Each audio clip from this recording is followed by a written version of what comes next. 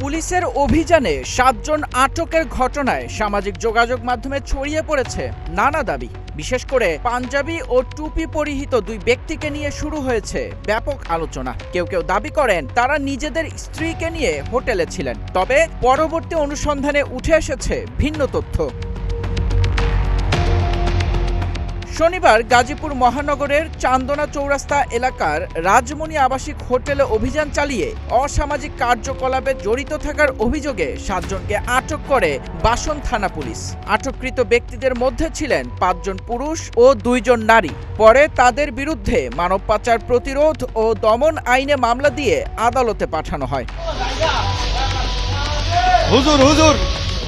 আটককৃতদের মধ্যে ২ জন পাঞ্জাবি ও টুপি পরিহিত থাকায় বিষয়টি সামাজিক যোগাযোগ মাধ্যমে ব্যাপক আলোচনার জন্ম দেয়। বিভিন্ন ফেসবুক পেজ ও প্রোফাইল থেকে দাবি করা হয় তারা নিজেদের স্ত্রীকে নিয়ে হোটেলে অবস্থান করছিলেন এবং সংবাদ মাধ্যম ঘটনাটি বিকৃতভাবে উপস্থাপন করেছেন। তবে দ্য ডিসেন্টের প্রকাশিত অনুসন্ধানী প্রতিবেদনে দাবি করা হয়েছে অভিযুক্ত দুই ব্যক্তি নিজেদের স্ত্রী নয়, বরং অন্য দুই বিবাহিত নারীকে নিয়ে হোটেলে গিয়েছিলেন। এ তথ্যের পক্ষে সংশ্লিষ্ট ব্যক্তিদের স্বজন ও এক নারীর স্বামীর বক্তব্য তুলে ধরা হয়েছে প্রতিবেদনে।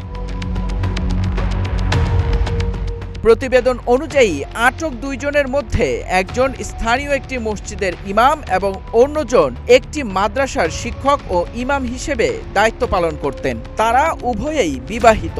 প্রতিবেদনে আরও বলা হয় তাদের সঙ্গে আটক ২ নারীও বিবাহিত ছিলেন।